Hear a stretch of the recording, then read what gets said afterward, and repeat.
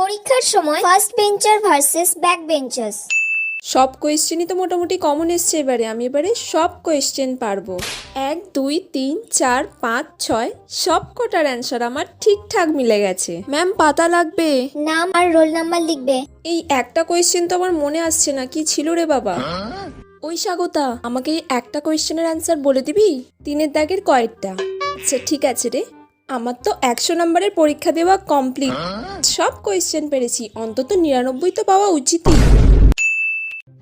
কিছুই তো কমন আসেনি যা পড়ে এলাম।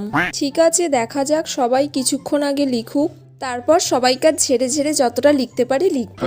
1 2 3 4 8 9 10 10খানা কোয়েশ্চেন আমি জেনে জেনেই লিখে নেব।